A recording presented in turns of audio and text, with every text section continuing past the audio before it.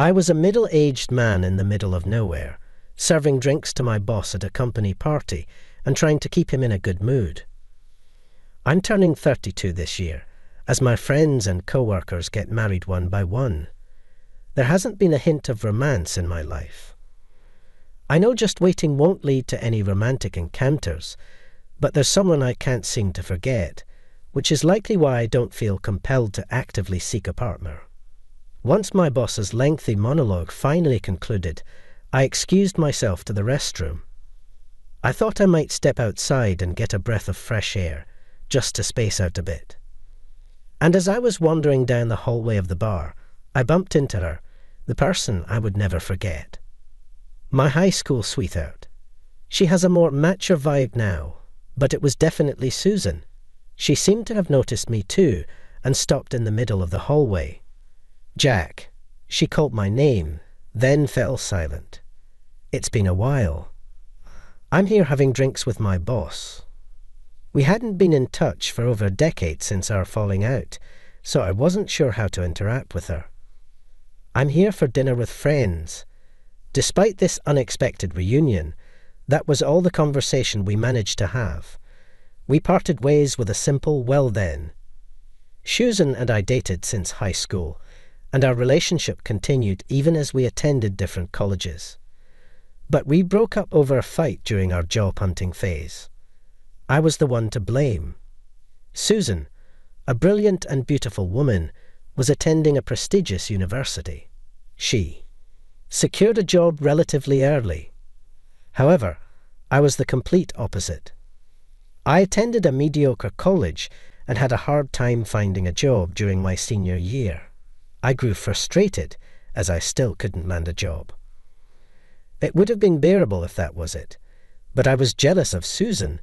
Despite her trying to support me and consider my feelings, I back then felt pitiful, as if being pitied. I lashed out at her with harsh words like, "You wouldn't understand how I feel. You're probably looking down on me. And stop acting like a goody two-shoes, making a fool out of me." I even said something far worse. It was only natural that she eventually got fed up with me. After parting with Susan, I managed to secure a job at my current company, but there was no more communication between Susan and me. In my 20s, I learned from a high school classmate that Susan got married and moved to Chicago due to her husband's job transfer. I had mixed feelings, but also felt relieved. As long as she was happy somewhere, that was good enough for me. After hearing about her marriage, I thought it was about time for me to move on as well. So I did. I went on a few blind dates, but I never really met anyone suitable. And that brings us to now. About a week after running into Susan at the bar, I was visiting my favourite cafe after work. I enjoyed buying coffee beans from this place and brewing coffee at home on my days off. I developed a love for coffee back in college. Now I've become so particular about selecting beans and how I grind them. As I entered the cafe, eager for a new batch of beans, there was Susan enjoying a cake set. This was our second encounter. "We meet again," I murmured, surprised at the unexpected coincidence. "Really? Are you alone?" I briefly explained that I often come here to buy coffee beans. "What about you? Are you alone? Isn't your husband waiting at home? I didn't even know you were back from Chicago." And my words, Susan lowered her eyes, and she opened her mouth, putting on a forced smile. "My husband passed away 4 years ago. I've been living in Chicago since then. I've only recently moved back here." "I see. I'm sorry. That was thoughtless of me. I didn't know her husband had passed away. I thought she was still building a happy home." After that, our conversation didn't continue, and we said, "See you," and parted again. Susan, who lost her husband and lives alone in San Francisco. I want to talk to her more. I want to get closer to her. But I don't feel I have the right because I hurt her with my harsh words at the end of our relationship. About a month later, on a night of a terrible typhoon, I had my third encounter with my widow ex-girlfriend, Susan. My apartment is beyond the station, so I passed by the station on my way home from work. The station was crowded with people.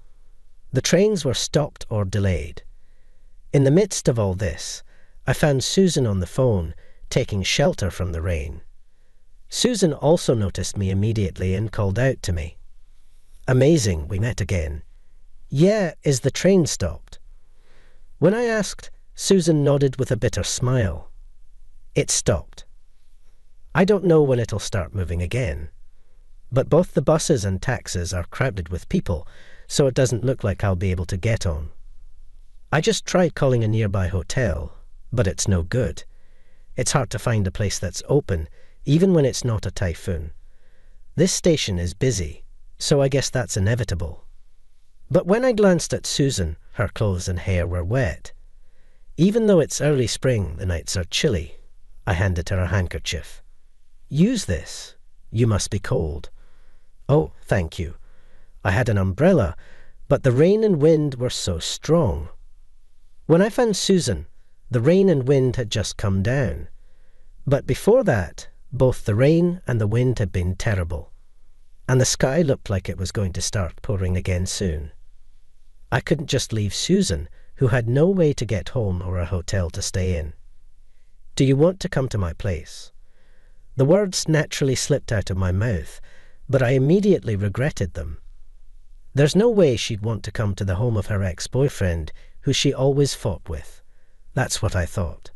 But Susan's response was unexpected. You're willing to let me stay?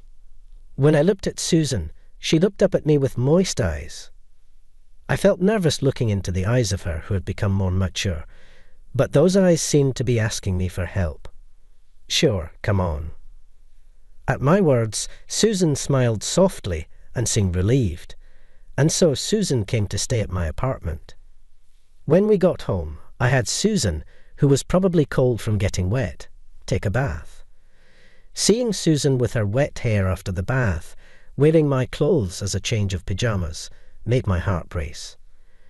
But I had no ulterior motive in inviting her, so I tried to hide it. After drying her hair, Susan said, I'd like some coffee. Could you brew it for me?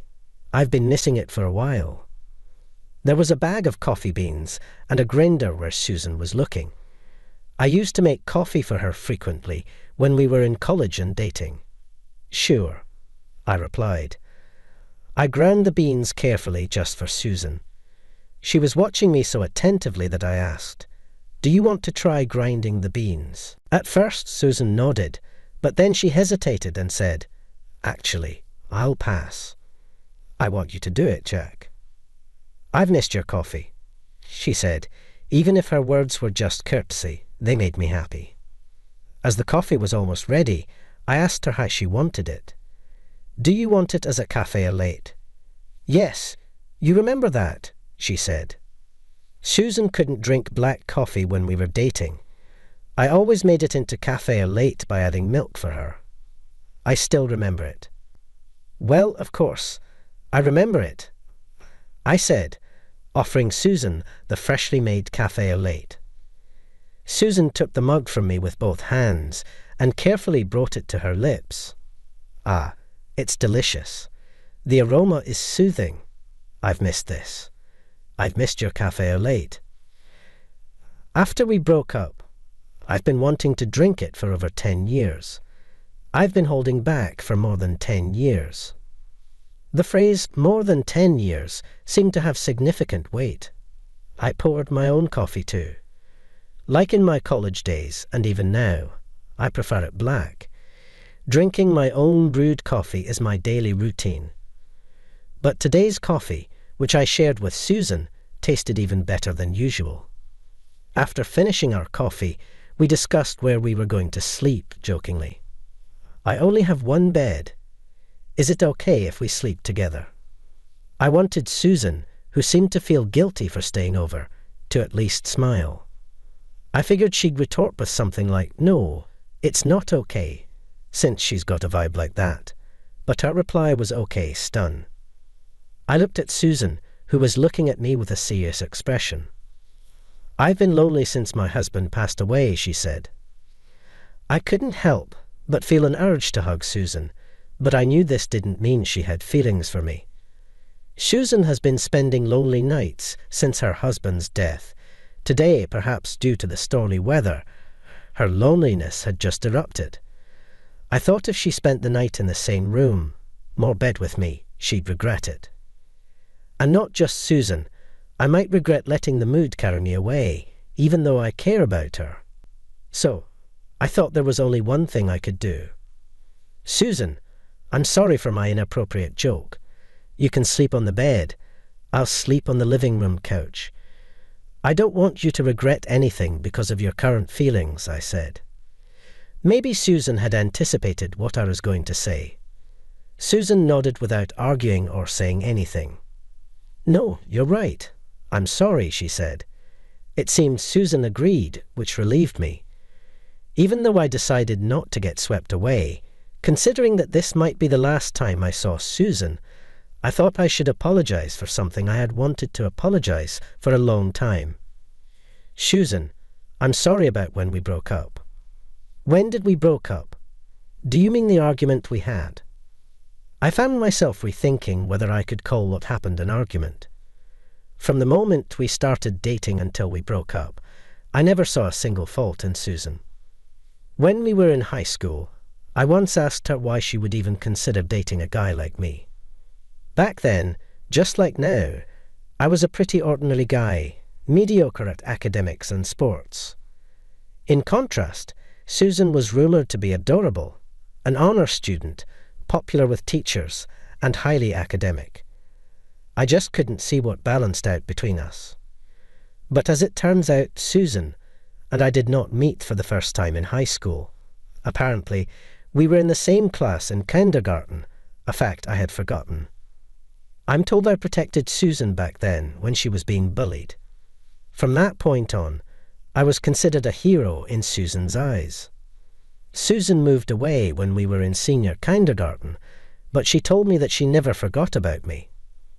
I had no recollection of doing anything so admirable. I vaguely remember helping a girl back then, but I feel like I was just trying to show off being a little kindergartner. Susan recounted the story of our kindergarten days several times after we started dating. I used to find it cute that she remembered such things. But by the time I was job hunting, I was sick of hearing it because it just wasn't possible for a pathetic guy like me, who couldn't even secure a job, to be a hero. That was when I had just been rejected by the 10th company. I was feeling the bitter truth of how much your alma mater matters in job hunting. With no job offers coming my way, I felt like I was being denied as a person. Susan, who had already secured a job, was trying to encourage me, but I was so immature at that time. I found Susan's kindness annoying. So, I told her, "Shut up. Everything is so perfect for you, Susan. You've always been a top student, got into a good college, found a job right away. You don't know what it feels like to be a failure like me." Susan's eyes were welling up with tears. "Don't talk like that about yourself, Jack. You're my hero, but I was even frustrated with my job search. And my frustration was maxed out when she told me this story. I'm tired of hearing that story. I don't know. I can't remember stuff from kindergarten. Stop imposing your ideals on me. I'm not your hero. In fact, I don't want to hear your pointless stories anymore. You're annoying me." I still can't forget the look on Susan's face when I said that. It hurt that day. I told her to go away, and she left, her shoulders drooping. After that, I ignored Susan, who kept apologizing. I just wanted her to leave me alone. Then one day she told me over the phone, "Let's break up." It was only natural, considering the awful things I had said. All I think I said was, "I understand." As I was reminiscing, Susan's voice brought me back to reality. She was laughing at my apology, a decade late. "No, it's okay. It's not all your fault, you know," she said. "Looking back, I think I should have stood back and watched over you a little more. I was young, and I just thought I had to be there for you, that I had to say something to encourage you. I think that just put more pressure on you and made you more irate. Maybe we were just too young, both of us. I was happy at Susan's kindness, saying that, even though I was the one to blame, but you know, when we meet again in high school after being apart since kindergarten, I really thought it was destiny. But I guess it wasn't. We really can't be together, can we? I had nothing to say to that. That day, we slept in separate rooms, and when I woke up the next day, Susan was gone from my apartment. The room without Susan felt cold, as if the temperature had dropped. That's when I spotted a note from Susan on the table. If we meet again, I hope we can be together. I saw that and ran out of the house. Surprisingly, I caught up with Susan quickly. As I ran towards the station, she was walking slowly, her eyes swollen from crying.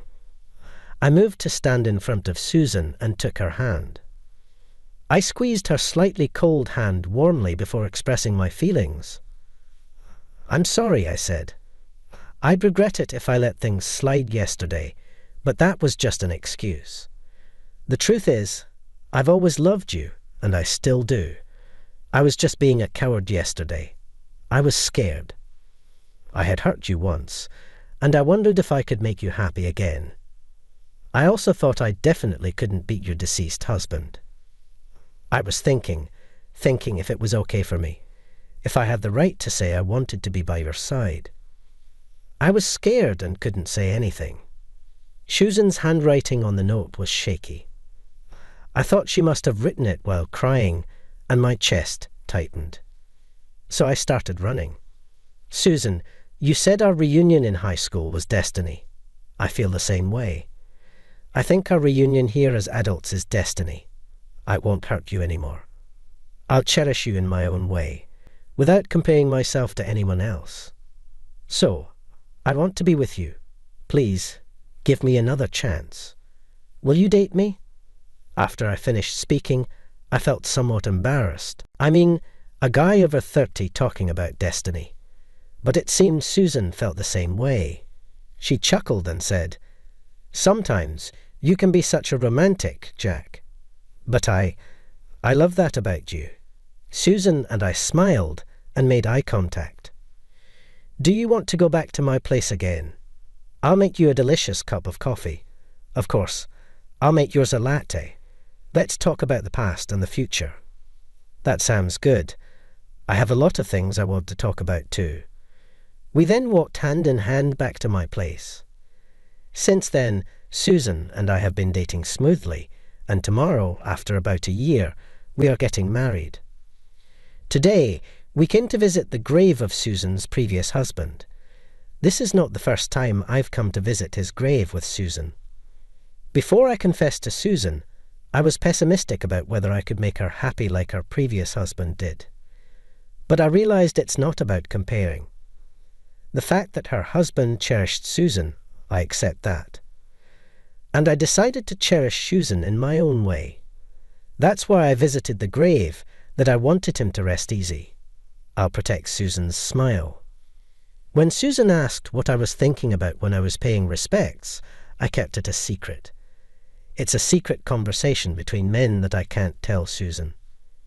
Susan was smiling, saying, "I'm curious," but she seemed rather happy.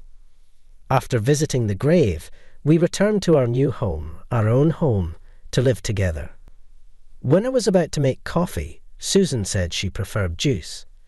She usually doesn't say things like that, so I was worried and asked if she was feeling unwell. But seeing me flustered, Susan grinned.